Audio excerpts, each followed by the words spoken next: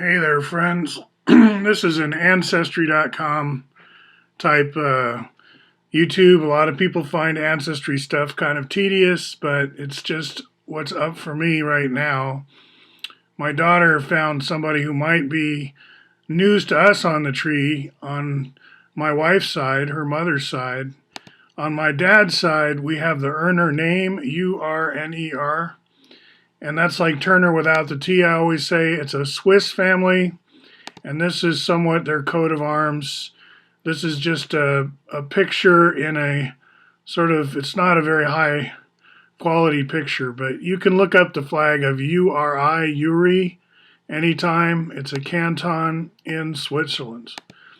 And we were looking up my grandfather Carl's birth and death days. He was born in the late 1800s and died in, I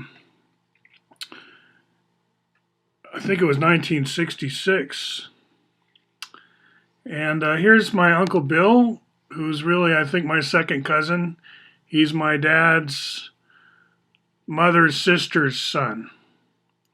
In other words, my Grandma Esther's sister Elsie's son, Bill. And there's Mom and Bill chit-chatting in the backyard right now, like I'm literally just telling you this as it's happening. And here's Carol looking through our genealogy. So I'm getting a print there of the catalog card number and so forth. So of course, ancestry is a big topic, and don't worry, I'm not going to give you my whole family history.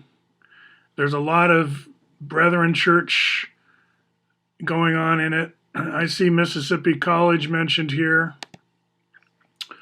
So it's a long family history that we have. Let's see, and I'll just quickly go through some Uncle Bill's pictures and sign out. This is not meant to be a lengthy video. I'm just catching it while it's happening.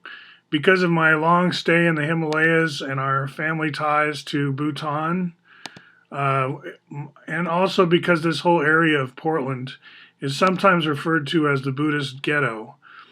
Now, C60 and gargoyles, that may be an odd thing to have, even by Portland standards, but Buddhist paraphernalia like prayer flags, like I'm showing here, those are prayer flags. That's not laundry. Those are prayers printed on flags. That's not unusual around this neighborhood in Portland.